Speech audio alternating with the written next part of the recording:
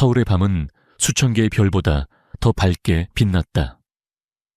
그 중에서도 가장 화려한 빛을 뿜어내는 곳, 최상위 1%를 위한 연회장으로 유명한 르에클라 호텔의 그랜드 볼룸은 오늘 밤 유난히 더 소란스러웠다. 명문 K대학교 건축학과 10주년 동문회가 열리는 날이었다. 볼룸 안은 성공의 향기로 가득했다. 잘 재단된 명품 수트와 실크 드레스의 물결, 부딪히는 샴페인 잔의 맑은 소리, 그리고 서로의 사회적 지위를 확인하고 과시하는 은근한 대화들. 공기 중에는 값비싼 향수와 갓 구운 카나페의 냄새, 그리고 야망이라는 이름의 미묘한 향이 뒤섞여 맴돌았다. 서유진은 이 모든 소음과 화려함에서 한 발짝 비켜나 있었다. 그녀는 창가 근처에 눈에 띄지 않는 테이블에 조용히 앉아 샴페인 대신 오렌지 주스가 담긴 잔을 천천히 돌리고 있었다. 그녀의 차림새는 이곳의 분위기와는 사뭇 달랐다. 화려한 장식이나 눈에 띄는 로고 하나 없는 차분한 베이지색 리넨 원피스, 몸의 선을 자연스럽게 따라 흐르는 디자인과 고급스러운 원단의 질감은 아는 사람만 알아볼 수 있는 섬세한 멋이었지만 대부분의 동기들 눈에는 그저 초라함으로 비칠 뿐이었다. 그녀는 화장기 없는 얼굴에 긴 머리를 하나로 단정하게 묶고 있었다. 소란스러운 파티장에서도 그녀의 주변만은 고요한 호수처럼 느껴졌다. 그녀는 사람들을 구경하는 것을 좋아했다. 저마다 다른 가면을 쓰고 다른 연극을 펼치는 인간 군상을 지켜보는 것은 그녀에게 오랜 취미이자 때로는 직업적인 영감을 주기도 했다. 어머, 저기 서유진 아니야. 날카로운 목소리가 유진의 고요함을 깨뜨렸다. 목소리의 주인은 박민서였다. 그녀는 대학 시절부터 항상 무리의 중심에 서길 원했던 인물이었다.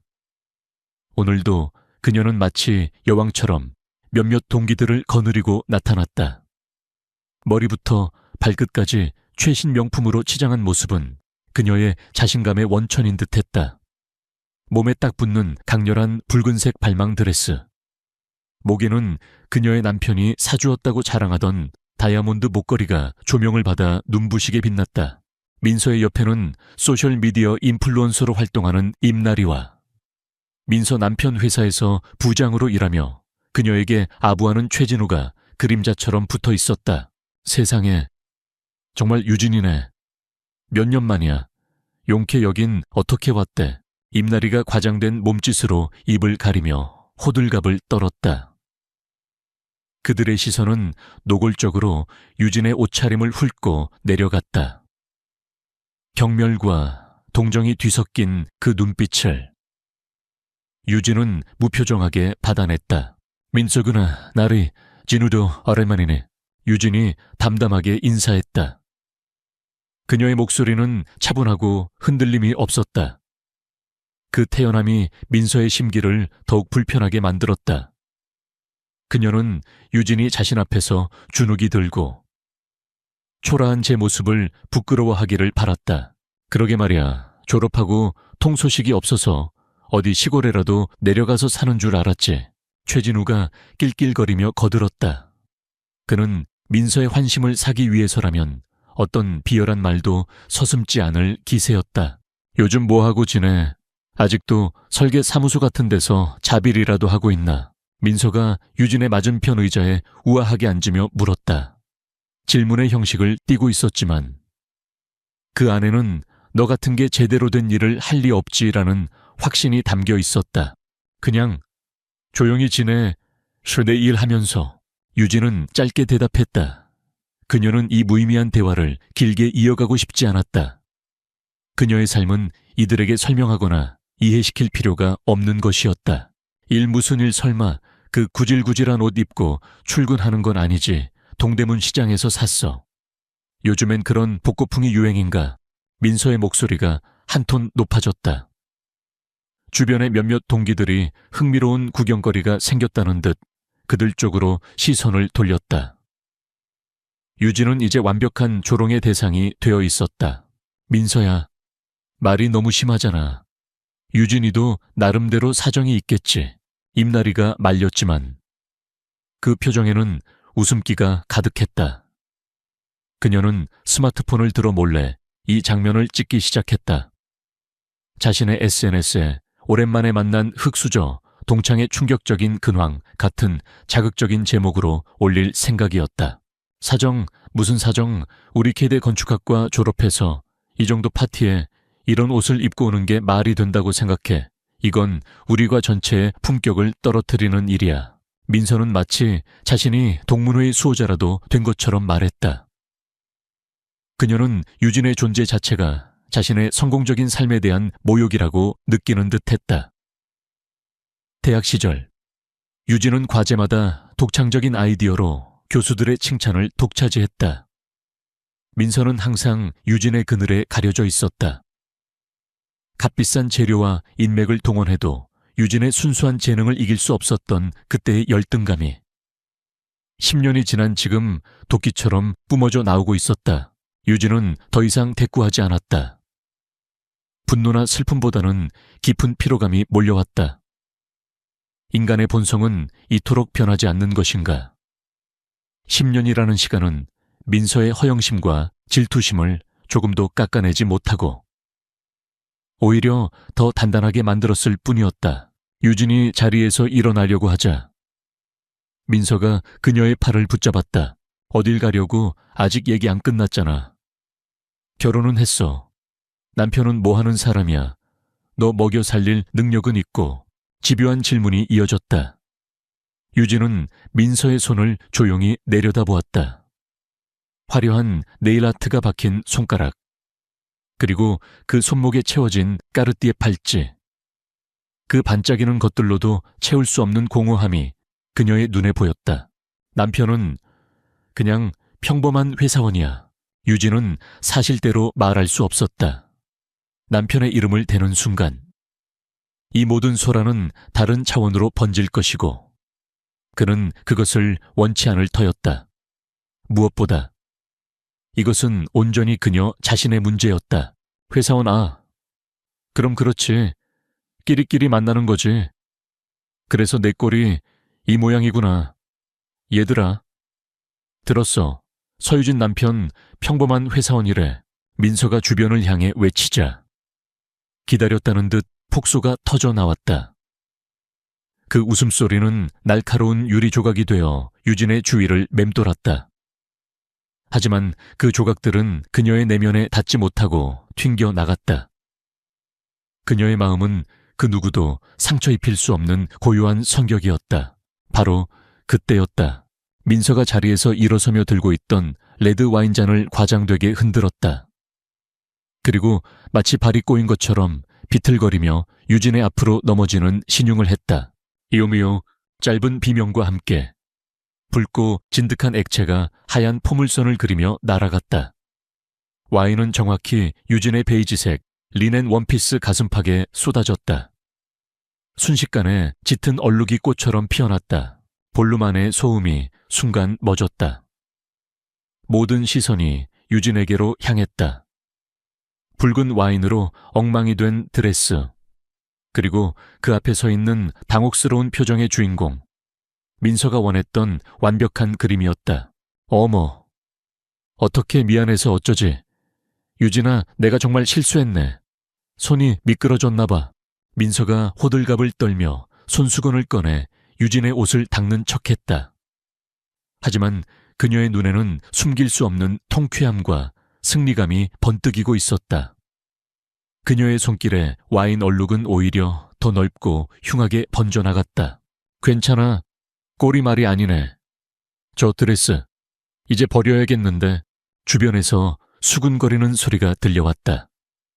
어떤 이는 동정하는 척했고 어떤 이는 노골적으로 비웃었다. 최진우와 임나리는 입을 가리고 웃음을 참느라 어깨를 들썩이고 있었다. 유진은 자신의 옷을 내려다보았다. 남편이 그녀의 생일 선물로 이탈리아의 한 작은 공방에서 장인에게 직접 부탁해 공수해온 세상에 단 하나뿐인 원피스였다. 그는 화려하진 않지만 당신의 본질과 가장 닮은 옷이라고 말했었다. 그 소중한 옷이 지금 붉은 와인에 더럽혀져 있었다. 모두가 유진이 울음을 터뜨리거나 분노의 찻소리를 지를 것이라고 예상했다. 혹은 창피함에 못 이겨 도망치듯 파티장을 뛰쳐나갈 것이라고. 하지만 유진은 아무 말도 하지 않았다. 그녀는 천천히 고개를 들었다. 그녀의 눈은 더 이상 바닥이나 더러워진 옷을 향하지 않았다. 차갑고 깊이를 알 수 없는 그 눈동자가 똑바로 박민서를 향했다. 그 눈빛에는 분노도, 슬픔도, 당혹감도 없었다. 오직 얼음장처럼 차가운 평온함과 모든 것을 꿰뚫어 보는 듯한 날카로운 통찰력만이 담겨 있었다. 마치 높은 산 정상에서 아래를 내려다보는 듯한 그 고요한 시선 앞에서 민서는 자신도 모르게 잠시 할 말을 잃었다. 승리의 기쁨에 젖어 있던 그녀의 심장이 이유 없이 서늘하게 가라앉는 것을 느꼈다. 지금 이 순간, 이 굴욕적인 상황의 중심에 서 있는 것은 분명 서유진이었다.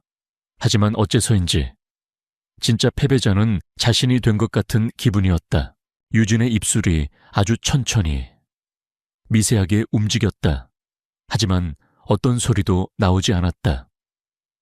그녀는 그저 민서를, 그리고 그녀의 뒤에서 낄낄거리고 있는 무리들을, 마지막으로 이 모든 상황을 방관하거나 즐기고 있는 동문들을 차례로 눈에 담을 뿐이었다. 마치 중요한 데이터를 수집하고 분석하는 것처럼 조용하고 정확하게. 그 침묵은 어떤 고함보다 더 무겁고 위압적이었다. 파티장의 소음이 다시 돌아왔지만 유진과 민서 주변의 공기는 여전히 얼어붙은 채였다. 굴욕의 주인공이 되어야 할 유진은 오히려 상황의 지배자처럼 보였다. 그 기묘한 분위기 속에서 이야기는 이제 막 첫 장을 넘기고 있었다. 서유진은 아무런 대답도 변명도 하지 않았다. 그녀는 그저 자신에게 쏟아지는 모든 시선들을 온몸으로 받아낸 뒤 조용히 몸을 돌렸다. 한 걸음, 한 걸음. 그녀의 발걸음은 조금의 흐트러짐도 없었다. 마치 더러워진 것은 그녀의 옷이지 그녀 자신이 아니라는 것을 온몸으로 증명하는 듯했다. 그녀가 연회장을 빠져나가는 뒷모습을 보며 박민서는 승리의 미소를 지었다. 완벽한 승리였다. 서유진을 공개적으로 망신 주고 그녀의 초라함을 모두에게 각인시켰다. 하지만 어째서인지 마음 한구석이 개운치 않았다. 예상했던 반응 눈물, 분노, 혹은 애원이 나오지 않았기 때문일까. 마지막 순간에 마주친 유진의 그 깊이를 알 수 없는 눈빛이 자꾸만 마음에 걸렸다. 유진은 화려한 호텔 로비를 가로질렀다. 주변 사람들은 그녀의 드레스에 묻은 흉한 와인 자국과 그럼에도 불구하고 꼿꼿한 그녀의 태도를 의아한 눈으로 쳐다보았다. 그녀는 아랑곳하지 않았다. 호텔 정문 앞에 이르자 대기하고 있던 검은색 제네시스 G90 세단 한 대가 소리 없이 그녀 앞으로 미끄러져 왔다. 정중한 유니폼 차림의 운전기사가 재빨리 내려 뒷좌석 문을 열었다. 사모님, 나오셨습니까? 김 기사님, 수고가 많으시네요. 유진은 짧게 목례를 하고 차에 올랐다. 차문이 닫히자 바깥 세상의 소음과 시선은 완벽하게 차단되었다. 부드러운 가죽 시트에 몸을 기댄 유진은 잠시 눈을 감았다. 차는 조용히 서울의 야경 속으로 스며들었다. 그녀가 향하는 곳은 강남의 초고층 주상복합 아파트. 그 꼭대기에 위치한 펜트하우스였다. 평범한 회사원 남편과 사는 집이라고 하기에는 너무나도 거대한 성이었다. 집에 도착하자 현관의 은은한 조명이 그녀를 맞았다. 거실은 온통 하얀색과 회색 톤으로 꾸며져 있었고 불필요한 장식 하나 없이 미니멀했다. 하지만 가구 하나, 소품 하나가 모두 세계적인 디자이너의 작품이었다. 한쪽 벽면 전체는 통유리로 되어 있어 서울의 야경이 한 폭의 그림처럼 펼쳐져 있었다. 박민서가 그토록 자랑하던 화려함과는 다른 본질적인 아름다움과 지적인 품격이 느껴지는 공간이었다. 와세요. 서재에서 나지막한 목소리가 들려왔다. 강지훈이었다. 대한민국 재계서열 5위 안에 드는 진성그룹의 총수. 언론 앞에서는 얼음처럼 차갑고 냉철하기로 유명했지만 유진 앞에서는 언제나 따뜻한 남자. 그는 편안한 라운지웨어 차림으로 서재에서 나오다. 유진의 모습을 보고 미간을 찌푸렸다. 옷은 왜 그래? 무슨 일 있었어? 그의 시선이 그녀의 드레스에 묻은 붉은 와인 자국에 멈췄다. 그의 눈빛이 순간 날카롭게 변했다. 유진은 희미하게 웃으며 그의 품에 안겼다. 오랜만에 동창들을 만났어. 반가운 마음에 술을 좀 과하게 마셨나 봐. 실수로 쏟았어. 그녀는 거짓말을 했다. 이 일로 그를 걱정시키고 싶지 않았다. 하지만 강지훈은 그녀의 작은 표정 변화 하나도 놓치는 남자가 아니었다. 그는 유진의 어깨를 부드럽게 감싸 안으며 그녀의 눈을 들여다보았다. 거짓말. 당신은 술 마시면 얼굴부터 빨개져. 지금은 너무 창백하잖아. 누가 그랬어? 그의 목소리는 낮고 부드러웠지만 그 안에는 서늘한 분노가 담겨 있었다. 유진은 더 이상 숨길 수 없다는 것을 알았다. 그녀는 소파에 앉아 오늘 있었던 일을 담담하게 털어놓았다.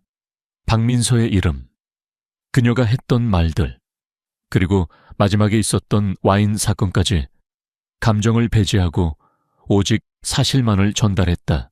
이야기를 듣는 내내 지훈의 표정은 점점 더 굳어갔다. 유진의 이야기가 끝났을 때 그의 얼굴에서는 온기가 완전히 사라져 있었다.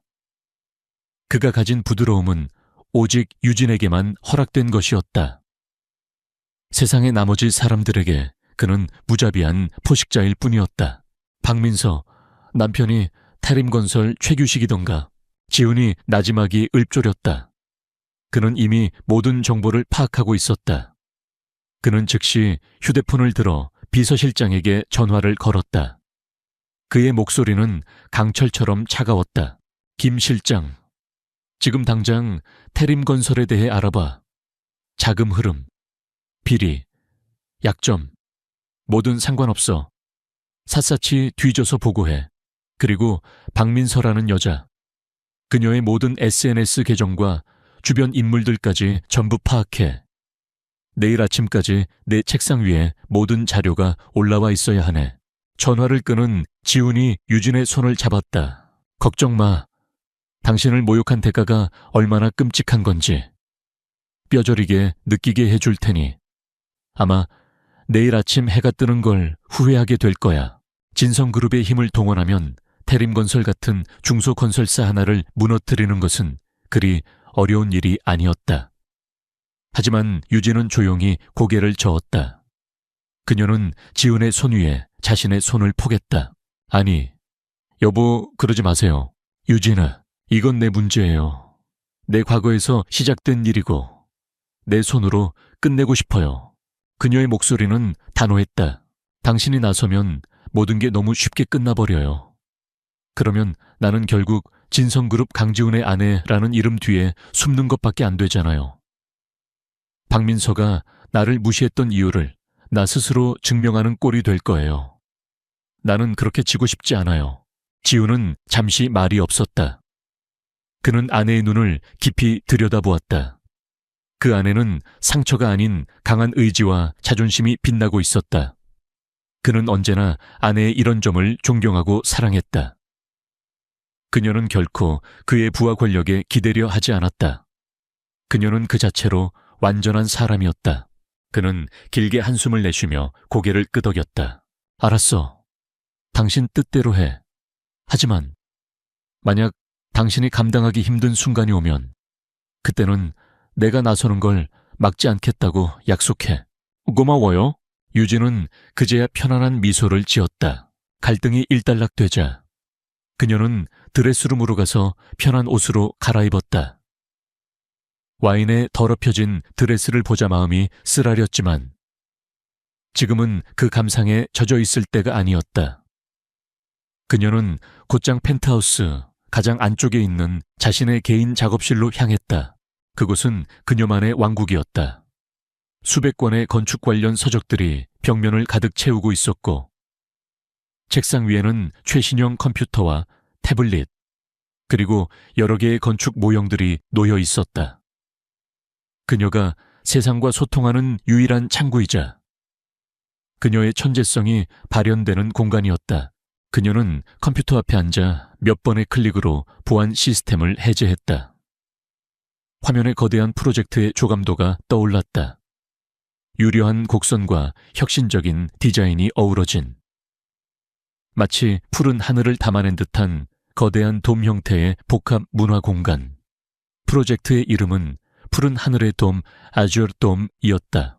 이 프로젝트는 차세대 서울의 랜드마크가 될 것으로 주목받으며 수많은 건설사들이 시공권을 따내기 위해 치열한 경쟁을 벌이고 있었다.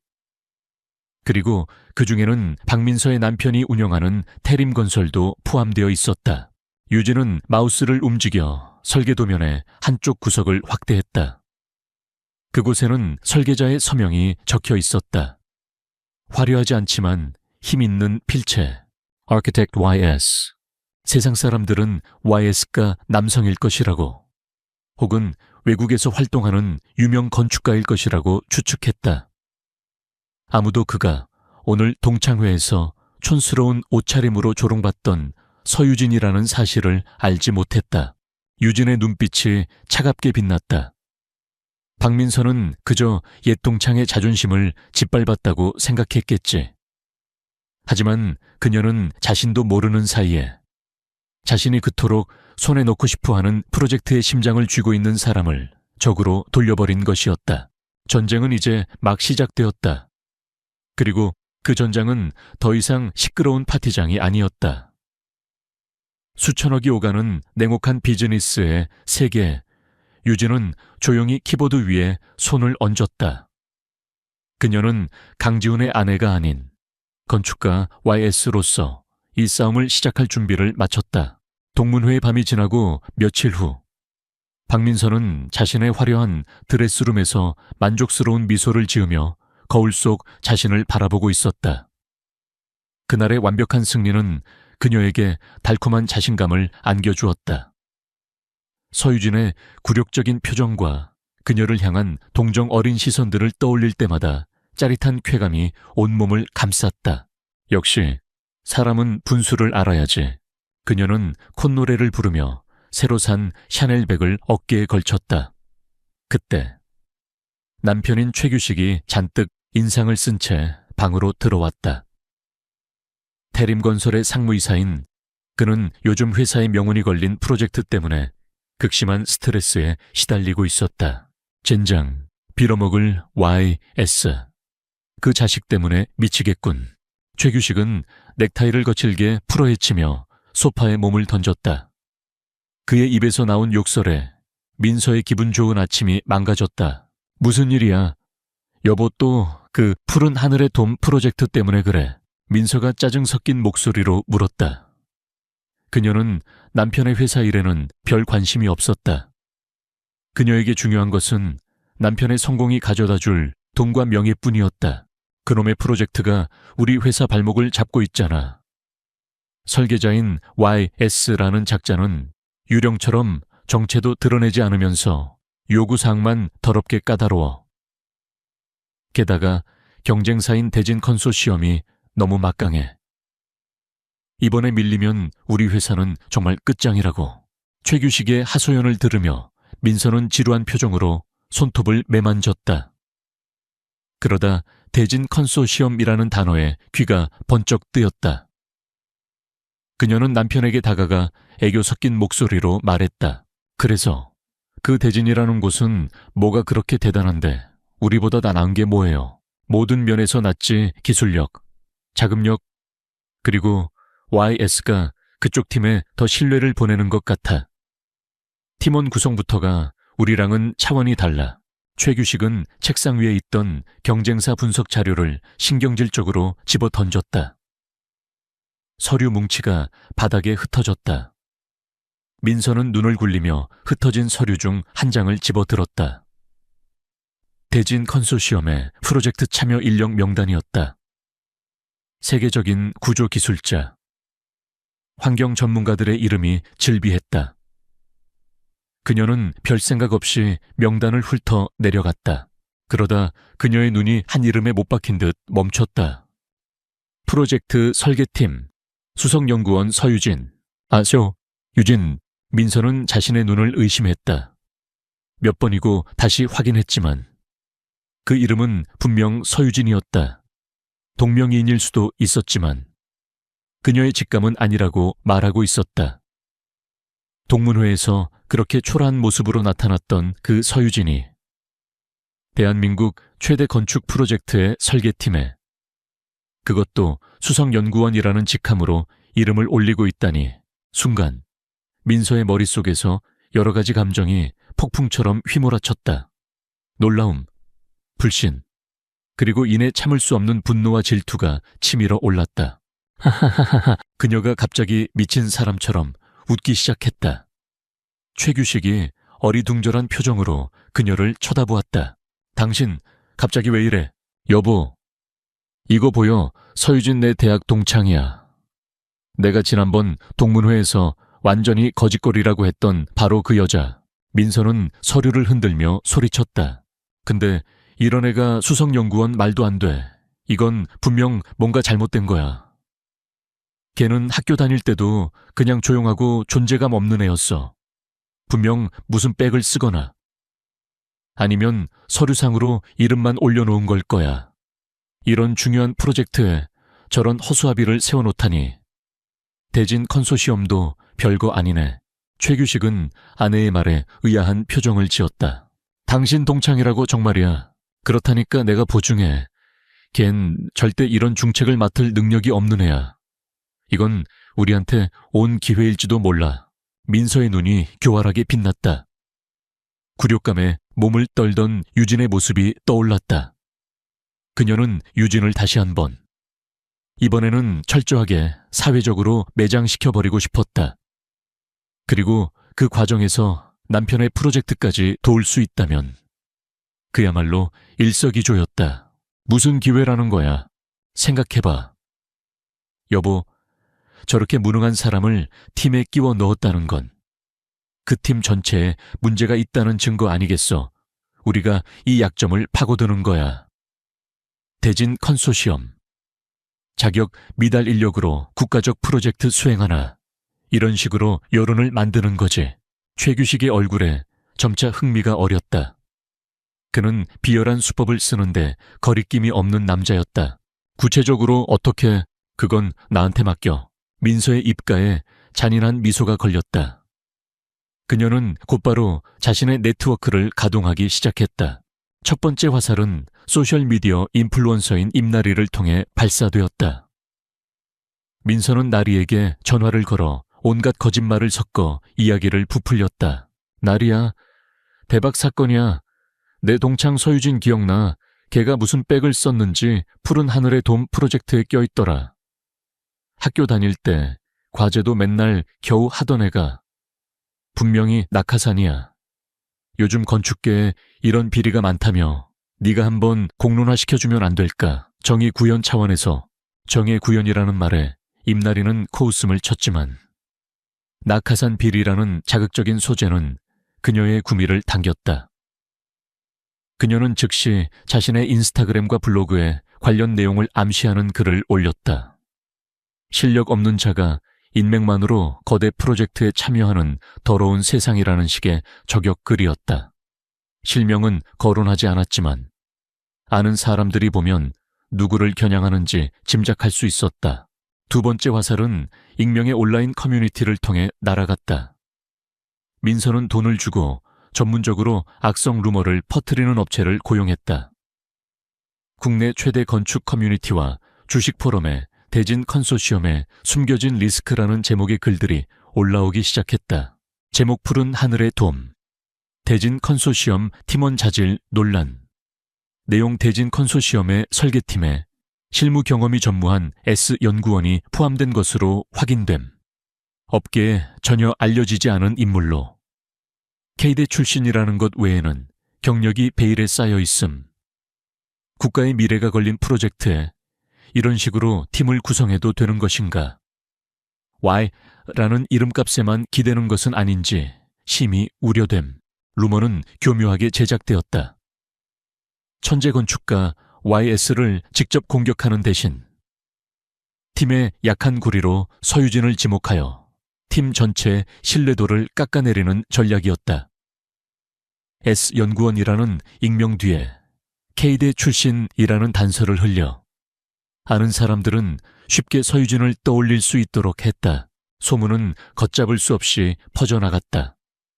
처음에는 그저 가십으로 치부하던 사람들도 여러 커뮤니티에 비슷한 글이 동시다발적으로 올라오자 점차 의심을 품기 시작했다.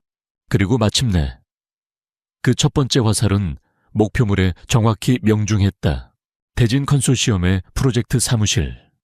유진은 동료 연구원인 박선우가 내민 태블릿 PC 화면을 보고 있었다.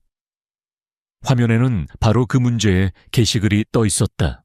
선배님, 이거 보셨어요. 우리 팀 이야기 같은데 S 연구원이라니. 아무래도 선배님을 말하는 것 같아요. 박선우가 걱정스러운 얼굴로 말했다. 사무실의 다른 팀원들도 힐끔힐끔 유진의 눈치를 살폈다. 유진은 말없이 화면을 스크롤하며 글과 댓글들을 읽어 내려갔다. 역시 세상은 인맥이군. 저런 사람이 껴있으면 설계에 구멍 나는 거 아냐. Y, S. 또 사람 보는 눈은 없나 보네. 날카로운 비난들이 그녀의 눈에 박혔다. 하지만 유진의 표정에는 변화가 없었다. 그녀는 그저 모니터를 응시할 뿐이었다. 하지만 그녀의 머릿속은 그 어느 때보다 빠르고 차갑게 회전하고 있었다. 박민서, 이 유치하고 비열한 공격의 배후에 누가 있는지 짐작하는 것은 어렵지 않았다. 동문회에서 와인을 쏟아부었던 그 손길이 이제는 온라인 공간에서 독을 퍼붓고 있었다. 유진은 조용히 태블릿을 내려놓았다. 그녀의 눈빛이 싸늘하게 가라앉았다. 좋다. 박민서, 네가 먼저 화살을 쏘았으니 이제 내가 답할 차례다. 그녀는 복수를 다짐하지 않았다. 다만 실력으로 증명하고 진실로 압도할 것을 결심했다. 첫 번째 화살은 아팠지만 그녀를 쓰러뜨리기엔 턱없이 부족했다. 오히려 그녀 안에 잠들어 있던 투지를 깨웠을 뿐이었다. 박민서가 쏘아 올린 독화살은 보이지 않는 파도처럼 퍼져나가 거대한 푸른 하늘의 돔 프로젝트를 조용히 흔들기 시작했다. 처음에는 업계의 가십 정도로 치부되던 소문은 끈질기고 조직적인 전파를 통해 점차 실체적인 압박으로 변해갔다. 변화는 투자자 설명회에서 가장 먼저 감지되었다. 프로젝트의 자금줄을 쥐고 있는 VIP 투자자들이 모인 자리. 대진 컨소시엄의 프로젝트 총괄 본부장이 한창 프레젠테이션을 이어가고 있을 때였다. 앞줄에 앉아있던 한 자산운용사 대표가 날카롭게 질문을 던졌다. 설명은 잘 들었습니다. 하지만 최근 온라인상에서 귀사의 프로젝트 팀 구성에 대한 우려의 목소리가 나오고 있는 것을 알고 계십니까? 특히 설계팀의 전문성과 관련하여 불필요한 잡음이 들려오던데 이 부분에 대한 명확한 해명이 필요하다고 봅니다. 그는 서유진이라는 이름을 직접 거론하지 않았지만 회의실에 있는 모든 사람들은 그 질문이 누구를 향한 것인지 알고 있었다. 분위기가 순식간에 차갑게 얼어붙었다. 총괄 본부장은 능숙하게 근거이 없는 음해이며 우리 팀은 업계 최고의 전문가들로 구성되어 있다고 방어했지만 한번 심어진 의심의 씨앗은 쉽게 사라지지 않았다. 투자자들의 눈빛에는 미묘한 불안감이 스쳐 지나갔다. 외부의 파도는 내부의 균열을 만들어냈다. 프로젝트 사무실의 공기는 눈에 띄게 무거워졌다. 팀원들은 유진의 앞에서 대놓고 말은 하지 않았지만 휴게실이나 복도에서 그들끼리 수군거리는 소리가 들려왔다. 정말 아무 경력도 없는 거 맞아. 어떻게 이런 팀에 들어왔지? YS님께서 직접 뽑으셨다는데 무슨 특별한 관계라도 있는 거 아닐까? 저 사람 때문에 프로젝트 전체가 흔들리는 거 아니야. 괜히 우리까지 피해보는 거 아니냐고. 그들의 불안감은 이해할 수 있었다. 모두가 자신의 경력을 걸고 이 프로젝트에 매달리고 있었다. 그런데 정체불명의 약한 고리 하나가 이 모든 것을 망칠 수도 있다는 공포가 그들을 잠식하고 있었다. 유진은 완벽한 고립감에 휩싸였다. 그녀에게 따뜻한 말을 건네는 것은 처음부터 그녀를 믿고 따랐던 후배 박선우 연구원 뿐이었다. 선배님, 저런 말들 신경 쓰지 마세요. 선배님 실력은 제가 제일 잘 알잖아요. 고마워, 선우씨. 유진은 옅게 미소 지었지만 마음은 편치 않았다. 동정이나 위로가 필요한 것이 아니었다. 그녀에게 필요한 것은 이 상황을 타개할 확실한 증거와 전략이었다. 모두가 유진이 패닉에 빠지거나 억울함을 호소하며 감정적으로 대응할 것이라 예상했다. 하지만 그녀는 그 어떤 것도 하지 않았다. 그녀는 낮에는 평소와 다름없이 자신의 업무에 몰두했다. 오히려 이전보다 더 높은 집중력으로 도면을 검토하고 데이터를 분석했다. 그녀의 그런 모습은 어떤 이들에게는 역시 떳떳하니까 흔들리지 않는구나 라는 믿음을, 또 다른 이들에게는 뻔뻔하게 버티는군 이라는 확신을 주었다. 그리고 밤이 되면 그녀는 자신만의 전쟁을 시작했다. 남편 강지훈마저 잠든 깊은 밤. 펜트하우스의 작업실은 그녀의 비밀스러운 작전 본부가 되었다. 그녀는 해커가 아니었다. 하지만 그녀에게는 그 어떤 해커보다 더 무서운 무기가 있었다. 바로 시스템의 허점을 찾아내고 흩어진 정보 속에서 패턴을 읽어내는 건축가의 분석력이었다. 첫 번째 단계는 데이터 수집이었다. 그녀는 지난 며칠간 온라인상에 올라온 모든 관련 게시글, 기사, 댓글, SNS 포스팅을 하나도 빠짐없이 긁어 모아 자신만의 데이터베이스를 구축했다. 시간대별, 사이트별, 아이디별로 모든 정보를 체계적으로 분류하고 정리했다. 두 번째 단계는 패턴 분석이었다. 수천 개의 데이터를 시각화하자. 보이지 않던 흐름이 보이기 시작했다. 이상해. 모든 게 너무 조직적이야. 최초의 루머가 퍼지기 시작한 건축 커뮤니티의 게시글 5개는 서로 다른 아이디로 작성되었지만 모두 10분이라는 짧은 시간 안에 집중적으로 올라왔다. 사용된 IP 주소는 모두 VPN을 사용해 우회한 것이었지만 한 가지 공통점이 있었다. 모두 특정 프록시 서버를 경유했다는 점이다. 이것은 동일 인물 혹은 동일 그룹의 소행이라는 강력한 증거였다. 또한 루머가 퍼져나가는 경로가 비정상적이었다. 일반적인 여론이라면 다양한 경로로 무작위하게 확산되어야 하지만 이 루머는 특정 인플루언서와 소규모 온라인 매체를 통해 증폭된 후 마치 누군가 지휘하는 것처럼 일사불란하게 다른 커뮤니티로 퍼져나갔다. 그 중심에는 단연 임나리의 SNS 계정이 있었다. 세 번째 단계는 연결고리 찾기. 유진은 임나리와 박민서의 관계를 이미 알고 있었다. 임나리가 이 일의 확성기 역할을 했다면 그 배후에는 박민서가 있다는 것은 불보듯 뻔했다. 이제 남은 것은 그 둘을 직접적으로 연결할 스모킹건을 찾는 것이었다. 유진의 눈이 밤늦도록 모니터에서 떠나지 않았다. 강지훈이 조용히 작업실 문을 열고 들어와 그녀의 어깨에 담요를 덮어주었다. 너무 무리하는 거 아니야. 당신 얼굴이 반쪽이 됐어. 내가 들은 소음들. 생각보다 심각한 모양이지.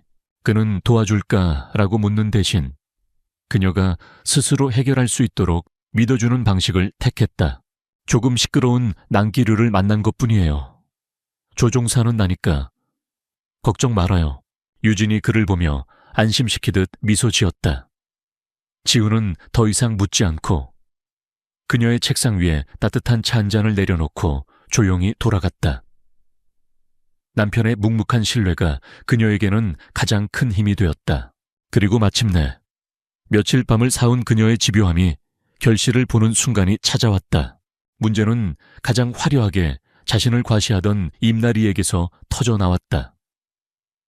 그녀는 자신의 블로그에 내부 고발자의 양심선언이라는 포장지로 루머를 퍼뜨리면서 글의 신빙성을 높이기 위해 한 장의 사진을 첨부했다. 고급 레스토랑에서 누군가와 대화하며 받은 정보라는 것을 암시하는 사진이었다. 사진에는 와인잔과 명품 시계를 찬 상대방의 손목 일부가 교묘하게 찍혀 있었다. 역시 허영심은 숨길 수가 없군. 유진은 비웃었다.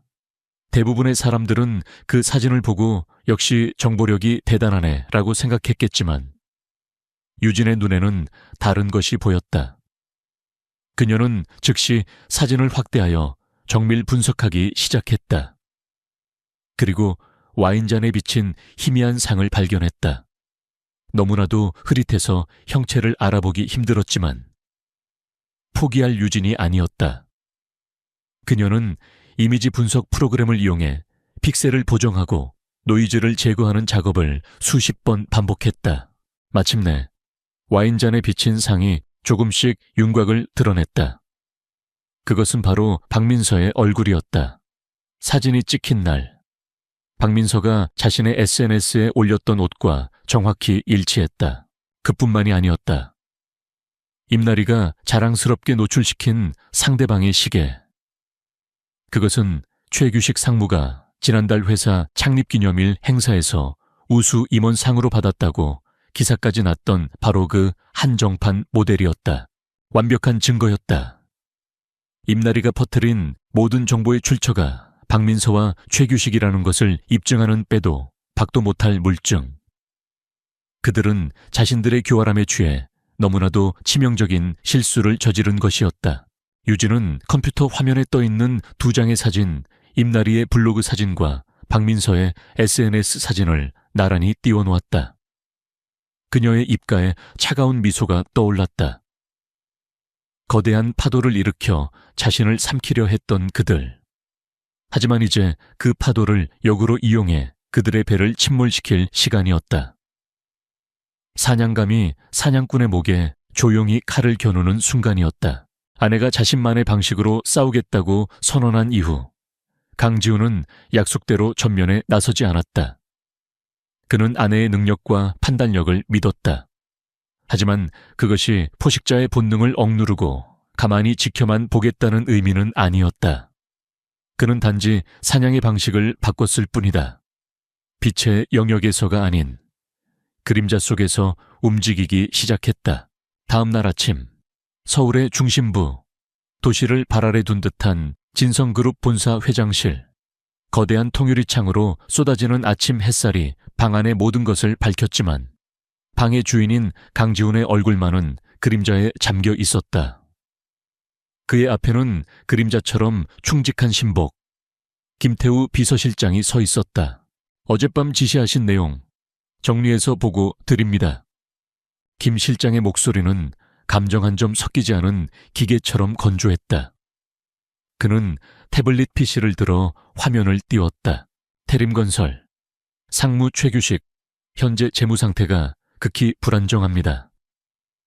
최근 몇 년간 무리하게 사업을 확장하면서 제2금융권에서 막대한 자금을 대출한 것으로 확인됩니다.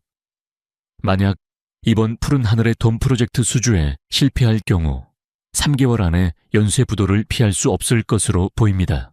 지우는 아무 말 없이 턱을 괜 채 보고를 들었다. 김 실장은 화면을 넘겼다. 또한 지난 5년간 태림건설이 수주한 중소규모 광급공사 10여 건에서 입찰 담합 정황이 포착되었습니다. 서류상으로는 문제가 없도록 교묘하게 조작했지만 저희 팀이 자금 흐름을 역추적한 결과 페이퍼 컴퍼니를 통해 조성한 비자금 계좌를 찾아냈습니다. 이 자금의 일부가 관계자들에게 로비 자금으로 흘러들어간 정황도 확보했습니다. 화면에는 복잡한 계좌, 이체 내역과 자금 흐름도가 빽빽하게 나타나 있었다. 진성그룹의 정보력은 국가정보기관의 버금 같다. 그들이 마음만 먹으면 중견기업 하나의 숨통을 끊어놓을 증거를 찾아내는 것은 어려운 일이 아니었다. 박민서에 대한 조사도 마쳤습니다. 김 실장이 마지막 보고를 이어갔다. 온라인 여론 조작은 전문 업체를 통해 이루어졌습니다. 계약금과 성공 보수가 오간 차명 계좌 내역을 확보했습니다. 인플루언서 임나리와는 정기적으로 만나며 정보 제공 및 대가성 명품 등을 제공한 것으로 보입니다. 어젯밤 두 사람이 청담동의 한 레스토랑에서 만나는 모습도 저희 쪽 요원이 촬영했습니다. 태블릿 화면에 선명한 고화질의 사진 몇 장이 떴다. 레스토랑에서 은밀하게 대화를 나누는 박민서와 임나리의 모습이었다. 보고가 끝났지만 지우는 한동안 말이 없었다. 회장실 안에는 무거운 침묵만이 흘렀다. 그의 손가락이 책상을 규칙적으로 툭툭 두드리는 소리만이 유일한 소음이었다. 김 실장은 숨을 죽인 채 그의 다음 명령을 기다렸다. 당장 언론에 터뜨릴까요? 아니면 검찰에 넘길까요? 그의 입에서 단 한마디만 나오면 최규식과 박민서는 사회적으로 완전히 매장될 터였다. 지훈의 머릿속에서는 분노가 들끓었다. 감히 세상에서 가장 소중한 그의 아내를 저런 비열하고 더러운 방식으로 상처를 입히려 해. 그는 당장이라도 이 모든 증거를 세상에 공개해 그들을 나락으로 떨어뜨리고 싶었다. 하지만 아내의 얼굴이 떠올랐다. 이건 내 문제예요. 단호하게 말하던 그 목소리, 그녀의 자존심과 의지를 꺾고 싶지 않았다. 이 싸움의 주도권은 온전히 유진에게 있어야 했다. 길고 무거운 침묵 끝에 지훈이 마침내 입을 열었다. 그의 목소리는 그 어느 때보다 차갑고 낮았다. 모든 자료, 인쇄해서 단 한 부만 준비해. 어떤 디지털 파일도 남기지 말고. 보안은 최고 등급으로. 알겠습니다. 회장님. 김 실장은 조금 의외라는 표정을 지었지만 아무것도 묻지 않고 조용히 회장실을 나갔다. 그날 밤 유진은 여전히 자신의 작업실에서 분투하고 있었다. 그녀가 스스로 찾아낸 증거들, 와인잔에 비친 박민서의 얼굴과 최규식의 시계를 바탕으로 그녀는 방어와 동시에 방역을 할 수 있는 완벽한 논리를 구축하고 있었다. 그녀의 싸움은 진실과 실력을 무기로 한 전공법이었다. 어떻게 하면 이 진실을 가장 효과적으로, 가장 극적으로 드러낼 수 있을지 프레젠테이션의 시나리오를 짜고 있었다. 그녀가 깊은 생각에 잠겨 있을 때 지훈이 조용히 작업실로 들어왔다. 그는 아무 말 없이 두툼한 서류 봉투 하나를 그녀의 책상 한쪽에 내려놓았다. 어떤 표식도, 제목도 없는 평범한 황색 서류 봉투였다. 유진이 고개를 들어 의아한 눈으로 그를 쳐다보았다. 이게 뭐예요? 지훈은 아내의 머리를 부드럽게 쓰다듬으며 나지막이 말했다. 당신이 조종하는 비행기에 새로운 항로 지도. 그는 아내가 했던 말을 그대로 되돌려 주었다. 혹은 필요할 때 쓸 수 있는 무기. 쓸지 말지는. 기장인 당신이 결정해. 그는 더 이상 설명하지 않았다. 그저 그녀의 이마에 가볍게 입을 맞추고는 조용히 작업실을 나갔다. 나는 여기까지. 나머지는 당신의 몫이야. 라는 무언의 메시지였다. 유진은 한동안 서류 봉투와 자신의 컴퓨터 화면을 번갈아 보았다. 화면에는 그녀가 찾아낸 증거들이 떠 있었다. 자신의 명예와 능력을 증명하기 위한 정정당당한 싸움의 증거들, 그리고 책상 위에는 상대를 완전히 파멸시킬 수 있는 압도적인 힘이 담긴 미지의 무기가 놓여 있었다. 그녀는 천천히 손을 뻗어 서류 봉투를 집어들었다. 묵직한 무게감이 손끝으로 전해졌다. 봉투를 열자 가장 첫 장에 태림건설 비자금 조성 및 로비 내역이라는 제목의 보고서가 눈에 들어왔다. 페이지를 넘길수록 그들의 추악한 비리와 불법 행위들이 낱낱이 기록되어 있었다. 유진의 표정이 점점 더 차갑고 단단하게 굳어갔다. 그녀는 박민서가 단순히 자신을 질투하고 모욕한 것이라고 생각했다. 하지만 이것은 그 차원을 넘어선 생존을 위한 처절한 몸부림이자 범죄였다. 유진은 서류를 조용히 덮었다. 그녀는 잠시 눈을 감고 깊은 생각에 잠겼다. 자신이 직접 찾은 증거만으로도 박민서의 거짓말을 밝히고 자신의 결백을 증명하기에는 충분했다. 하지만 이 새로운 무기는 이 싸움의 판도를 완전히 바꿀 수 있는 힘을 가지고 있었다. 정의로운 복수와 압도적인 파멸의 갈림길. 그녀는 어떤 길을 선택할 것인가? 유진은 다시 눈을 떴다. 그녀의 눈빛은 더 이상 망설이지 않았다. 차가운 결단력만이 서려 있을 뿐이었다. 푸른 하늘의 돔 프로젝트의 최종 시공사 선정을 위한 프레젠테이션이 열리는 날. 서울국제 컨벤션 센터의 대강당은 팽팽한 긴장감으로 가득했다. 심사위원석에는 국토부 장관을 비롯한 정부 고위 관료들, 국내외 저명한 건축가들, 그리고 프로젝트의 자금줄을 쥔 투자 컨소시엄의 대표들이 앉아 있었다. 그들의 날카로운 눈빛 하나하나가 프로젝트의 향방을 결정할 칼날처럼 느껴졌다. 경쟁사인 태림건설과 대진 컨소시엄의 임직원들은 각자 지정된 좌석에 앉아 있었다. 최규식과 박민서는 가장 앞줄에 앉아 있었다. 최규식은 자신감 넘치는 미소를 띠고 있었고, 박민서는 마치 자신이 이 프로젝트의 주인이 된 것처럼 우아하고 오만한 표정으로 주위를 둘러보았다. 그녀는 이따금씩 대진 컨소시엄 좌석 쪽을 힐끗거리며 그 안에 초조하게 앉아있을 서유진의 모습을 상상하며 속으로 비웃었다. 먼저 단상에 오른 것은 태림건설이었다. 최규식은 유창한 말솜씨로 프레젠테이션을 시작했다. 화려한 3D 그래픽과 영상이 스크린을 가득 채웠다. 그는 태림건설이 제시하는 비용 절감과 공기 단축을 집중적으로 부각했다. 저희 태림건설은 혁신적인 공법을 통해 기존 예산의 15%를 절감하고 공사기간을 6개월 단축할 것을 약속드립니다. 국민의 혈세로 지어지는 건축물인 만큼 효율성을 극대화하는 것이 저희의 최우선 목표입니다. 그의 발표는 그럴듯하게 들렸다. 특히 예산에 민감한 정부 관료 몇몇은 고개를 끄덕이기도 했다. 하지만 전문가들의 눈에는 그 허점이 보였다. 비용 절감을 위해 제안된 대체 자재들은 내구성에 심각한 의문을 자아냈고, 공기 단축 계획은 비현실적일 뿐만 아니라 안전을 위협할 수 있는 무리한 일정이었다. 그들은 YS의 철학이 담긴 독창적인 설계를 그저 평범하고 값싼 건물로 전락시키고 있었다. 발표를 마친 최규식이 만족스러운 얼굴로 내려왔다. 박민서는 그에게 다가가 보란 듯이 그의 넥타이를 고쳐주며 승리를 확신하는 미소를 지었다. 이제 남은 것은 대진 컨소시엄의 발표였다. 모두의 시선이 단상으로 향했다. 그리고 단상 위로 올라서는 인물을 보고 장내는 순간 술렁였다. 특히 박민서와 최규식의 얼굴은 경악으로 물들었다. 발표자로 나선 것은 프로젝트 총괄본부장이나 나이 지긋한 임원이 아니었다.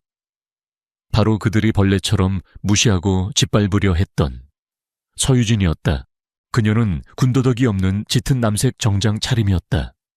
화려한 장신구 하나 없었지만 그 어떤 명품보다 더 값진 자신감과 지성이 그녀를 빛나게 했다. 안녕하십니까? 대진 컨소시엄의 수석연구원 서유진입니다. 지금부터 푸른 하늘의 돔이 왜 단순한 건축물이 아닌 빛과 강철로 쓰는 한편의 교향곡이 되어야 하는지에 대해 말씀드리겠습니다. 그녀의 목소리는 차분했지만 강당 전체를 압도하는 힘이 있었다. 수석연구원이라는 그녀의 직함이 소개되자 박민서는 저도 모르게 말도 안 돼 라고 중얼거렸다. 유진의 프레젠테이션은 태림건설과는 완전히 달랐다. 그녀는 돈이나 기간에 대한 이야기부터 시작하지 않았다. 그녀는 철학과 가치에 대해 이야기했다. 이 건축물은 단순히 비와 바람을 피하는 공간이 아닙니다. 이곳은 사람들의 삶을 담고 문화를 만들고 다음 세대에게 영감을 주는 살아있는 유기체여야 합니다. 저희는 와이드 설계자의 철학을 이어받아 시간을 담는 그릇을 만들고자 합니다. 스크린에는 복잡한 설계 도면 대신 빛이 시간에 따라 건물 내부를 어떻게 통과하며 공간의 표정을 바꾸는지를 보여주는 시뮬레이션 영상이 나타났다. 강철 구조물이 어떻게 단순한 뼈대가 아닌 리듬감 있는 예술 작품이 될 수 있는지를 보여주는 섬세한 스케치들이 이어졌다. 그녀의 설명은 한 편의 시와 같았고 동시에 모든 것을 데이터로 증명하는 날카로운 과학 논문 같았다. 심사위원들은 자신도 모르게 그녀의 이야기에 깊이 빠져들었다. 첫 번째 파트. 빛과 강철의 교향곡을 통해 프로젝트의 비전을 완벽하게 제시한 그녀는 이제 두 번째 파트로 넘어갔다. 그녀가 준비한 날카로운 방역의 서막이었다. 물론 이 위대한 비전을 현실로 만들기 위해서는 무엇보다 안정성이 전제되어야 합니다. 재정적 안정성, 기술적 안정성, 그리고 윤리적 안정성입니다. 유진은 프로젝트 리스크 관리라는 제목의 슬라이드를 띄웠다. 이 정도 규모의 프로젝트는 예측 불가능한 변수에 대응할 수 있는 파트너의 절대적인 재정적 안정성을 요구합니다.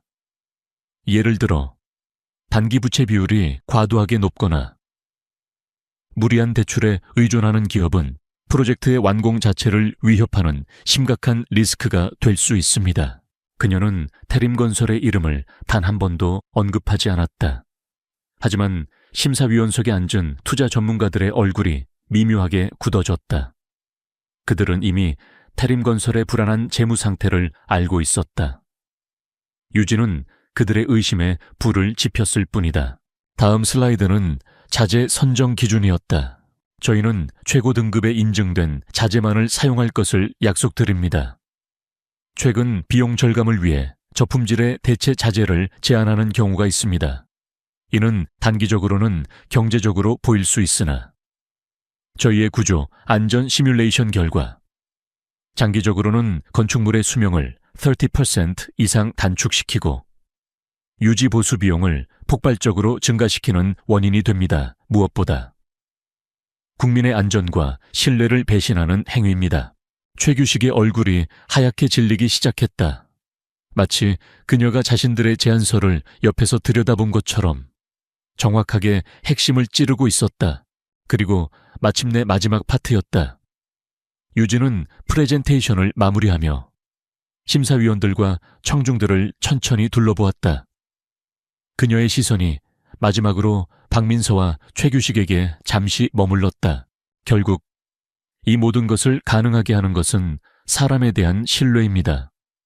푸른 하늘의 도물은 설계에 대한 신뢰, 자재에 대한 신뢰, 그리고 이 프로젝트를 수행하는 사람들의 윤리에 대한 신뢰 위에 세워져야 합니다. 저희 태진 컨소시엄은 설계자 와이스부터 말단 연구원 한 명에 이르기까지 모든 구성원들이 각자의 자리에서 투명하고 반박할 수 없는 직업 윤리를 갖추고 있음을 제가 이 자리에서 제 이름을 걸고 보증합니다. 이름을 걸고 보증한다는 말에 힘을 주어 말하는 순간 그녀의 눈빛은 그 어떤 비난과 음해도 뚫어버릴 듯한 확신으로 가득 차 있었다. 그녀는 자신을 향해 쏟아졌던 모든 의심과 루머들을 정면으로 돌파해버린 것이었다. 발표가 끝났다. 강당 안에는 잠시 숨막히는 정적이 흘렀다. 이내 한 심사위원의 박수를 시작으로 우레와 같은 박수갈채가 터져 나왔다. 그것은 단순한 형식적인 박수가 아니었다. 완벽한 프레젠테이션에 대한 경의와 감탄의 표현이었다. 박민서와 최규식은 넋이 나간 표정으로 자리에 굳어 있었다. 그들은 자신들이 상대한 것이 힘없는 조무래기가 아니라 모든 것을 꿰뚫어 보고 전략을 세운 거대한 지휘자였다는 사실을 깨달았다. 유진은 그들의 이름을 입에 올리지 않고 루머에 대해 해명하지도 않았다. 그녀는 오직 압도적인 실력과 논리로 그들의 존재 자체를 무의미하게 만들어버렸다.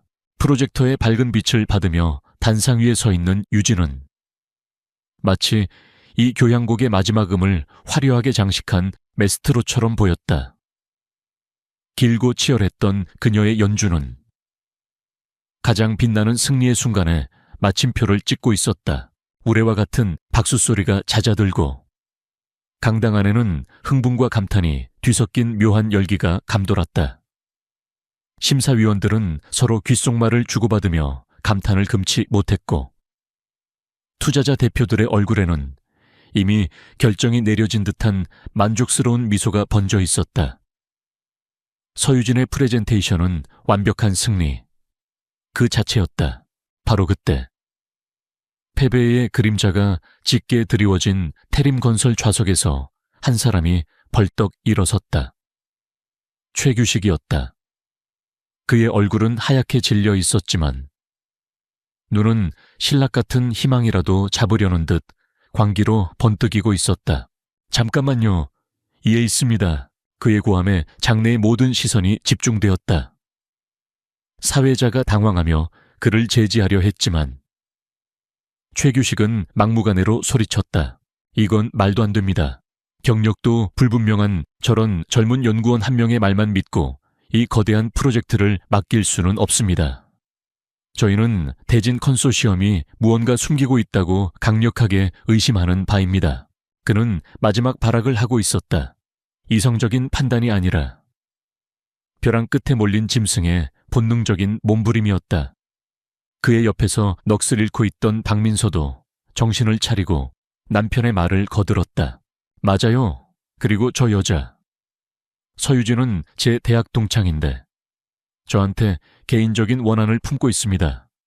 저 여자가 우리 회사에 대한 악의적인 소문을 퍼뜨리고 부당한 방법으로 이 경쟁을 이기려고 하는 겁니다. 적반하장, 자신들이 저지른 짓을 그대로 상대에게 뒤집어 씌우는 비열한 수법이었다.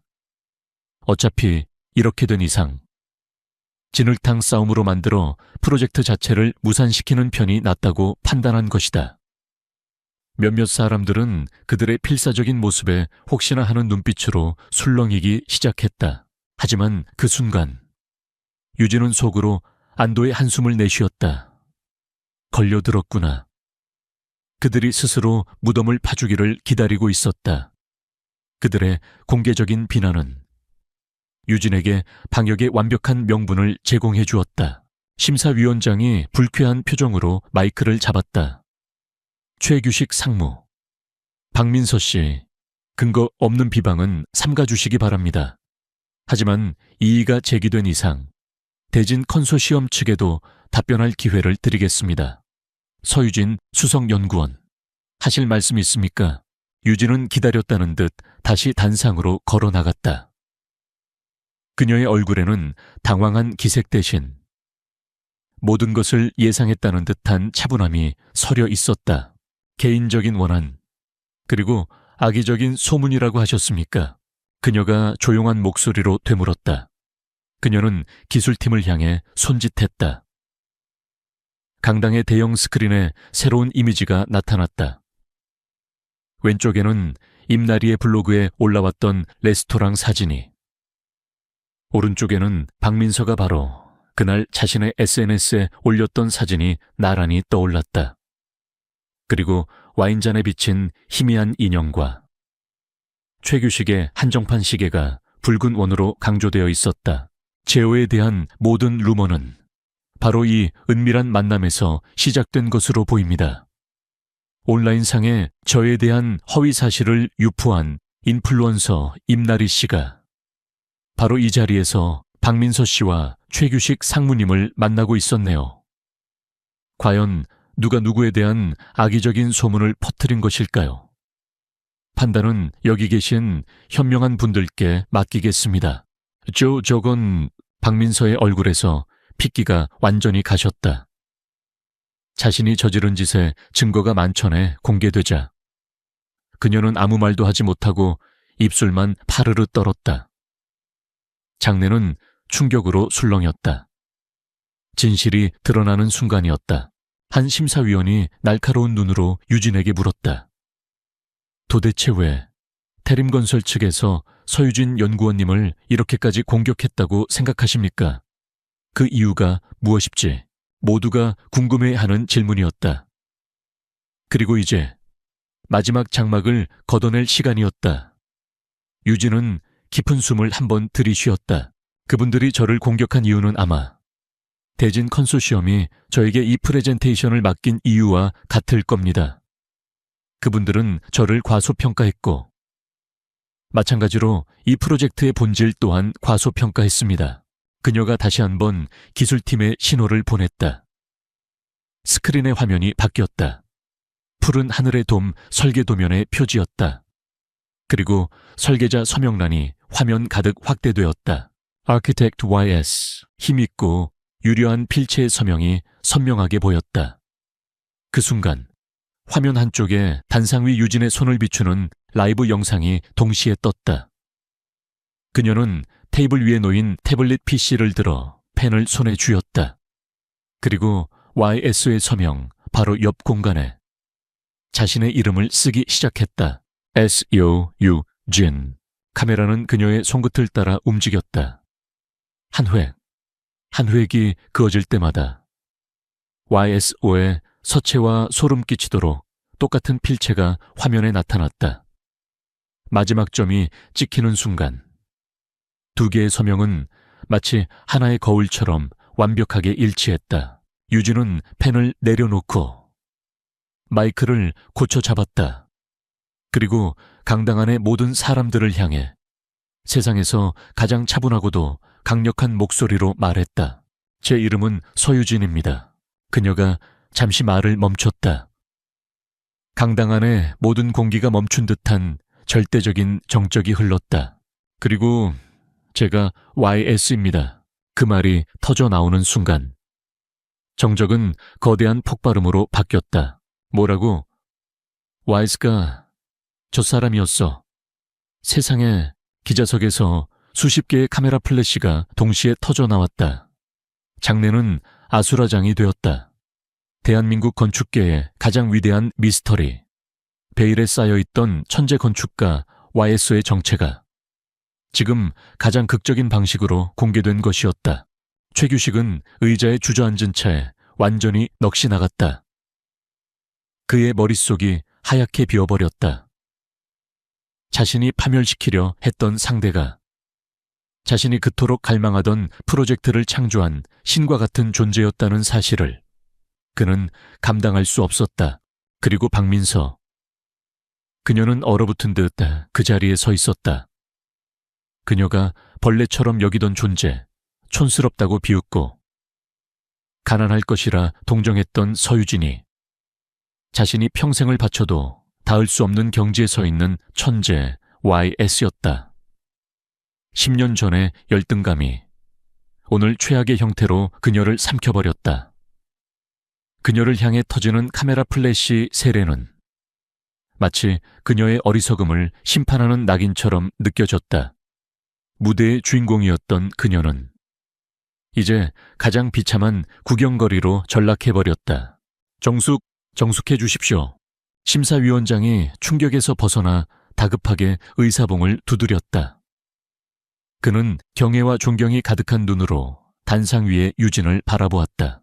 이것으로 심사는 더 이상 무의미한 것 같습니다. 모든 것이 끝났다. 소음과 혼란의 한가운데 유진은 홀로 굳건히 서 있었다. 그녀는 자신의 이름과 명예, 그리고 자신의 꿈이 담긴 프로젝트를 가장 완벽한 방식으로 되찾았다. 그녀의 적들을 위한 무대의 막은 이제 완전히 내려온 것이었다. 서유진이 천재 건축가 YS라는 사실이 밝혀진 다음 날, 대한민국은 말 그대로 발칵 뒤집혔다. 모든 신문 한 면과 온라인 뉴스 포털 메인을 그녀의 소식이 장식했다. 속보 베일에 쌓여있던 천재 건축가 YS. 정체는 여성 건축가 서유진. 푸른 하늘의 돔, 최종 시공사. 대진 컨소시엄으로 확정 프레젠테이션 현장에 극적 반전. 태림건설, 최종 선정 탈락. 프레젠테이션 현장에서의 추태와 비리 의혹으로 파문. 세상의 모든 스포트라이트가 유진에게 쏟아졌다. 언론사들의 인터뷰 요청이 쇄도했고 그녀의 이름은 실시간 검색어 순위에서 내려올 줄 몰랐다. 반면 박민서와 최규식의 이름은 Y, 서유진의 연관 검색어로서 갑질 동창, 비리 기업인이라는 오명과 함께 사람들의 입에 오르내렸다. 공개적인 망신. 그들의 추락은 이제부터가 시작이었다. 서유진이 그녀만의 방식으로 화려하게 승리를 거두는 동안 강지훈은 조용히 그의 발톱을 갈고 있었다. 아내와의 약속은 어제까지였다. 그녀의 싸움은 그녀의 승리로 끝났다. 이제부터는 그의 시간이었다. 비즈니스의 세계에는 비즈니스의 룰이 있는 법이다. 그리고 그 룰의 정점에는 진성그룹이 있었다. 진성그룹 본사 회장실. 강지훈은 전날 아내가 겪었던 수모와 그것을 멋지게 되갚아주던 프레젠테이션 영상을 다시 한번 보고 있었다. 그의 입계는 희미한 미소가 걸려 있었지만 눈빛은 빙하처럼 차가웠다.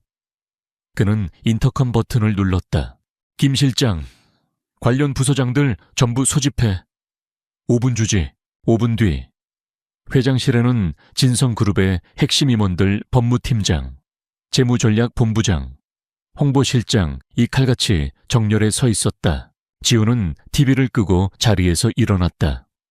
그는 창가에 서서 서울의 정형을 내려다보며 얼음처럼 차가운 목소리로 명령을 내리기 시작했다. 재무본부장, 진성캐피탈에서 보유하고 있는 태림건설 회사채. 전량회수 절차에 착수하도록.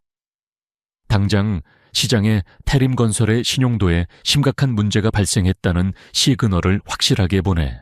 알겠습니다. 회장님, 첫 번째 공격은 자금줄 차단이었다. 이미 푸른 하늘의 돔 수주 실패로 휘청거리고 있는 태림건설에게 최대 채권자인 진성캐피탈의 자금 회수는 사형 선고나 다름없었다. 법무팀장, 어제 김 실장이 보고한 자료를 근거로 태림건설을 상대로 불공정 경쟁 행위 및 명예훼손에 대한 손해배상 소송을 제기하도록. 우리가 투자한 대진 컨소시엄의 파트너사에 대한 음해는 곧 진성그룹에 대한 도전으로 간주하겠네. 그리고 비자금과 입찰 담합 관련 자료는 익명으로 금융감독원과 검찰 특수부에 제보하도록. 개미 한 마리 빠져나가지 못하게 그물은 꼼꼼하게 치고. 예, 회장님, 즉시 처리하겠습니다. 두 번째 공격은 법의 심판이었다. 빠져나갈 구멍 하나 없는 완벽한 증거들 앞에서 태림건설은 속수무책으로 무너질 터였다. 마지막으로 홍보실장, 오늘부로 대진 컨소시엄 및 건축가 서유진, 즉 YS와의 전략적 파트너십을 공식 발표하도록. 진성그룹이 추진할 차세대 스마트 시티 프로젝트의 총괄 설계 자문을 맡긴다는 내용으로 진성의 이름으로 그녀의 가치와 명예를 대한민국 최고 수준으로 끌어올려 썩은 동아줄과 황금 동아줄의 차이가 무엇인지 모두가 보게 만들어. 분부대로 하겠습니다. 회장님, 지훈의 명령은 짧고 정확하고 무자비했다. 단 10분 만에 한 중견기업의 운명을 결정짓는 모든 조치가 완료되었다. 진성그룹이라는 거대한 폭풍이 태림건설을 향해 몰아치기 시작했다. 그 후의 상황은 처참했다. 진성캐피탈의 채권 회수 통보가 날아오자마자 금융시장은 즉각적으로 반응했다. 태림건설의 주가는 개장과 동시에 하한가로 곤두박질 쳤고 다른 채권은행들의 압박 전화가 빗발쳤다. 최규식은 사무실에서 미친 사람처럼 소리를 지르며 직원들을 닥달했지만 이미 기운 배를 되돌릴 방법은 없었다. 엎친 데 덮친 격으로. 오후에는 검찰 특수부 수사관들이 압수수색 영장을 들고 회사에 들이닥쳤다. 회사의 모든 장부와 컴퓨터가 압수되었고 최규식은 출국 금지 조치를 당했다. 그가 지난 수년간 쌓아 올린 비리의 성이 단 하루 만에 모래성처럼 허물어지고 있었다. 그 시각 박민서는 집에 홀로 남아 있었다. 그녀는 미친 듯이 전화를 돌리고 있었다. 동문회에서 그녀를 여왕처럼 떠받들던 친구들에게, 사교계에서 친분을 과시하던 지인들에게, 하지만 돌아오는 것은 차가운 거절, 혹은 아예 받지 않는 전화뿐이었다. 어제의 여왕은 오늘 역병 환자가 되어 있었다. 여보세요. 나리야, 나 민서야. 고객님께서 전화를 받을 수 없어. 여보, 어떻게 된 거야? 회사에 검찰이 닥쳤다는데 지금 바쁘니까 끊어. 저녁 무렵 만신창이가 된 최규식이 집에 들어왔다. 그의 눈은 핏발이 서 있었고 증오로 가득 차 있었다. 그는 다짜고짜 민서의 뺨을 후려쳤다. 이게 다 너 때문이야. 네. 그 쓸데없는 질투심이랑 허영심 때문에 감히 누굴 건드린 줄이나 알아. 네가 짓밟으려던 서유진이 진성그룹 강지훈 회장의 부인이었다고. 이 멍청한 여자야. 박민서는 그 자리에 얼어붙었다. 강지훈 회장. 대한민국을 움직이는 단 몇 명의 사람 중 하나. 서유진의 남편이 그저 평범한 회사원이 아니라 내가 감히 신의 아내를 건드린 거라고. 우리 집안, 우리 회사, 내 인생 전부를 네가 망쳤어.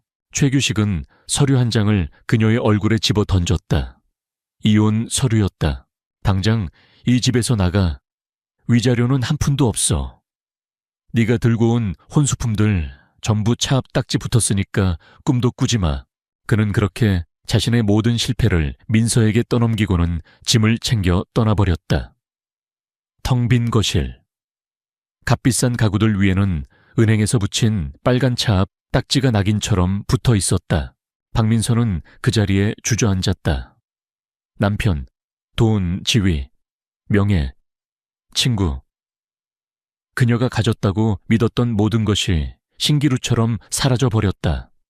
진성그룹이라는 거대한 폭풍은 그녀의 삶의 모든 것을 뿌리째 뽑아 폐허로 만들어버렸다. 텅 빈 저택의 정막이 그녀의 귀를 먹먹하게 만들었다. 모든 폭풍이 지나가고 2주가 흘렀다. 세상은 언제나 그랬듯 새로운 이슈를 향해 달려갔고 대림건설의 몰락과 박민서의 추모는 사람들의 기억 속에서 서서히 잊혀가고 있었다. 최규식은 구속 수감되어 재판을 기다리는 신세가 되었고 대림건설은 파산 절차에 들어갔다. 모든 것이 제자리를 찾아가는 듯 했다. 서유진의 삶은 완전히 달라졌다. 세상에 정체를 드러낸 이후 그녀는 대한민국에서 가장 주목받는 건축가가 되었다.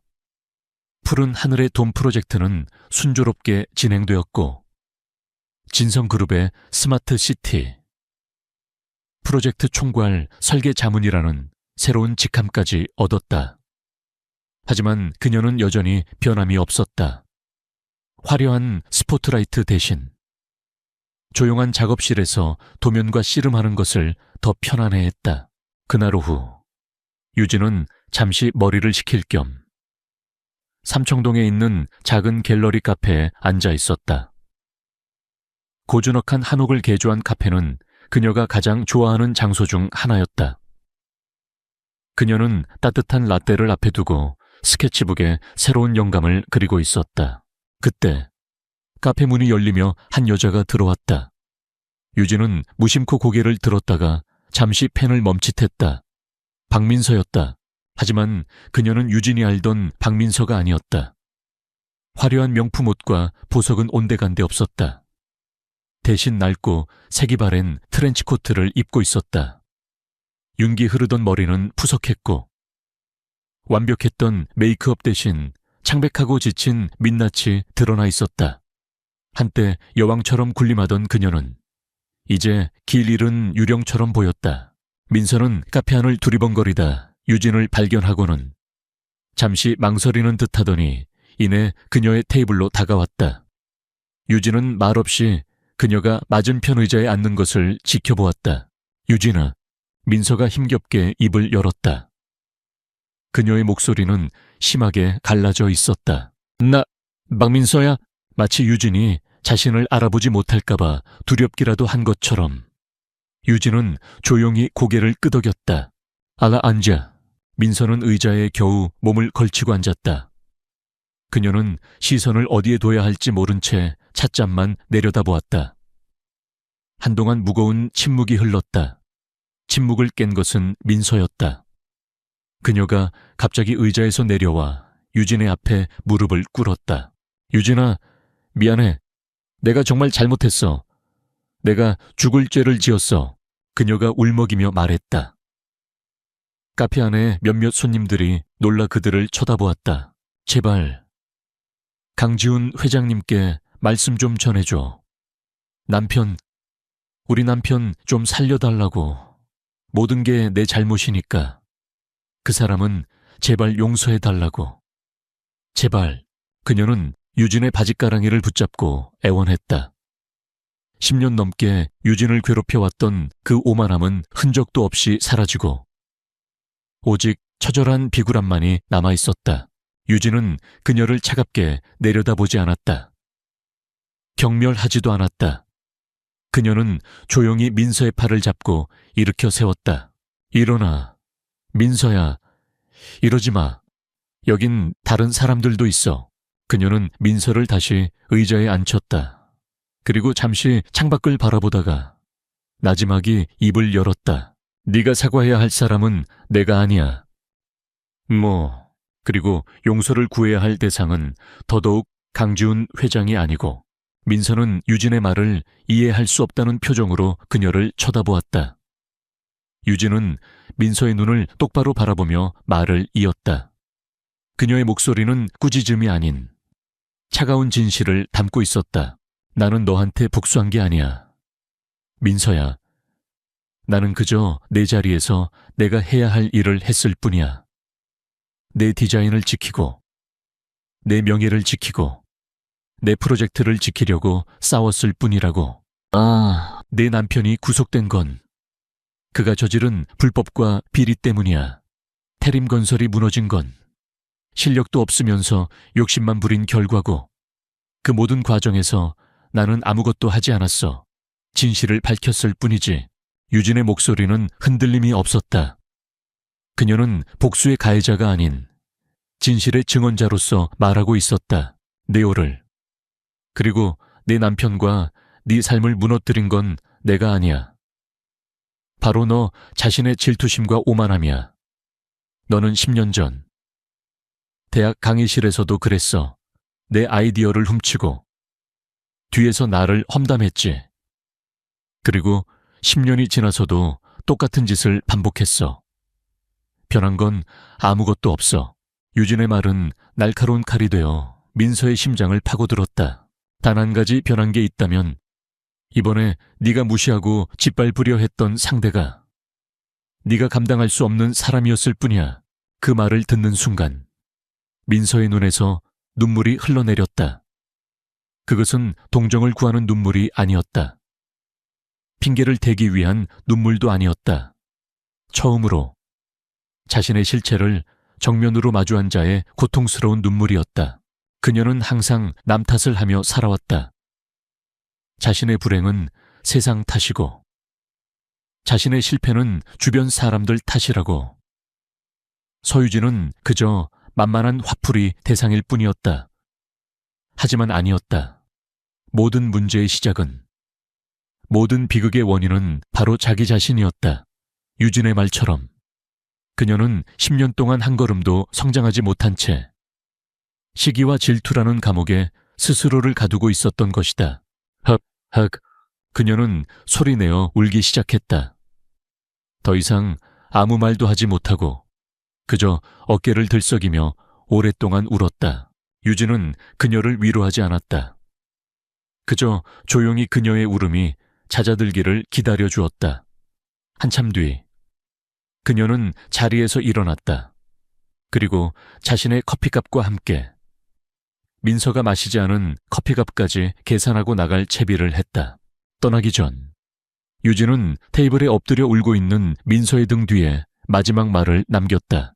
과거에 얽매여 살지 마. 민서야, 이제부터라도 너 자신을 제대로 돌아보고 살아. 그게 네가 앞으로 해야 할 유일한 일이야.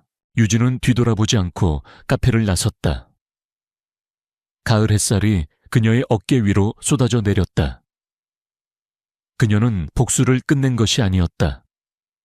그저 지긋지긋했던 과거의 한 페이지를 자신의 손으로 완전히 찢어버리고 새로운 장으로 나아가는 것뿐이었다. 카페 안에 홀로 남은 민서는 아주 오랫동안 그 자리에서 울음을 멈추지 못했다. 그것은 길고 고통스러운 참회의 시작이었다.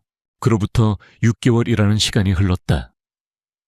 계절이 2번 바뀌는 동안 세상에는 많은 변화가 있었다. 최규식은 횡령, 배임, 입찰 담합 등의 혐의로 1심에서 중형을 선고받고 수감되었다. 인플루언서 임나리는 허위사실 유포 혐의로 벌금형을 받고 대중의 비난 속에서 소셜미디어 활동을 완전히 접었다. 박민서는 이혼 후 모든 재산을 잃고 조용히 자취를 감추었다. 나중에 들려온 소문에 의하면 그녀는 서울을 떠나 한적한 시골의 작은 봉사단체에서 묵묵히 속죄하듯 살아가고 있다고 했다. 그들의 시간은 그렇게 과거에 멈추어 버렸다. 하지만 서유진의 시간은 미래를 향해 힘차게 흘러가고 있었다. 따스한 봄볕이 내리쬐는 오늘. 푸른 하늘의 돔에 공식적인 착공식이 열렸다. 공사 부지 앞에 마련된 거대한 행사장에는 대한민국의 정재계 인사들과 문화, 예술계 인사들, 그리고 수많은 내외신 기자들로 인산인해를 이루었다. 단상 중앙, 마이크 앞에 서 있는 사람은 바로 서유진이었다. 그녀는 여전히 화려하게 꾸미지 않았다. 단정하고 지적인 느낌의 흰색 투피스 정장 차림이었다. 하지만 이제 그 누구도 그녀의 옷차림을 보고 촌스럽다고 말하지 않았다. 그녀의 존재 자체가 이미 가장 빛나는 브랜드이자 최고의 명품이었기 때문이다. 그녀는 환하게 웃으며 연설을 시작했다. 오늘 우리는 단순히 하나의 건물을 짓기 위해 이 자리에 모인 것이 아닙니다. 우리는 미래를 짓고 꿈을 짓고 사람과 사람 사이의 관계를 짓기 위해 모였습니다.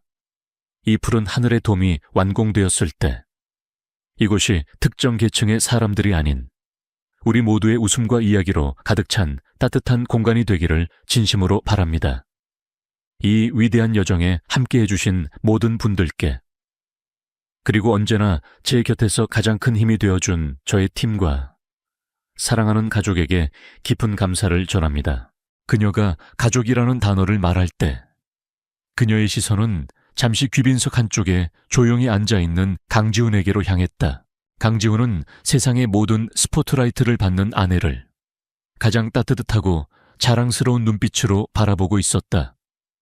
그는 진성그룹의 회장이 아닌 그저 사랑하는 아내를 응원하는 한 명의 남편으로서 그 자리에 있었다. 그는 아내가 자신의 그늘에 가려지는 것을 원치 않았다. 그녀는 그녀 자신의 빛으로 세상을 밝힐 수 있는 사람이라는 것을 그는 처음부터 알고 있었다. 착공식을 알리는 화려한 폭죽이 터지고 첫 삽을 뜨는 퍼포먼스가 이어졌다. 유진은 대한민국을 대표하는 인물들과 나란히 서서 희망의 첫 삽을 떴다. 그녀를 향해 수많은 카메라 플래시가 터져 나왔다. 그것은 지난날 그녀를 조롱하고 비웃던 불빛과는 차원이 다른 존경과 찬사가 담긴 빛이었다. 모든 공식 행사가 끝나고 소란스러웠던 행사장이 저물어가는 노을빛에 잠길 무렵 유진과 지우는 인파를 벗어나 공사부지가 한눈에 내려다 보이는 작은 언덕 위에 서 있었다. 아직은 텅 빈 황무지처럼 보이지만 대지의 기초공사가 끝난 부지 위로 거대한 철골 구조물들이 서서히 그 뼈대를 드러내고 있었다. 석양의 황금빛을 받은 강철 뼈대들은 마치 거대한 생명체의 앙상블처럼 장엄하고 아름다웠다. 강바람이 제법 차가웠다. 지은이 말없이 자신이 입고 있던 코트를 벗어 유진의 어깨에 걸쳐주었다. 급지 않아. 괜찮아요. 당신이 있으니까. 유진이 그의 어깨에 머리를 기댔다. 익숙하고 편안한 온기가 그녀를 감쌌다. 두 사람은 한동안 말없이 자신들의 꿈이 자라나고 있는 풍경을 바라보았다. 당신의 세상이 저기 있네. 지훈이 나지막이 말했다. 거대한 건축물을 창조하고 세상의 인정을 받는 건축가 서유진의 세상. 하지만 유진은 조용히 고개를 저었다. 그녀는 그의 품에 더 깊이 파고들며 속삭였다. 아니요, 내 세상은 바로 여기 있어요. 그녀의 진짜 세상은 저 차가운 강철 뼈대로 만들어진 거대한 구조물이 아니었다. 언제나 자신을 믿어주고 자신의 있는 그대로의 모습을 사랑해주고 자신의 옆을 묵묵히 지켜주는 이 남자의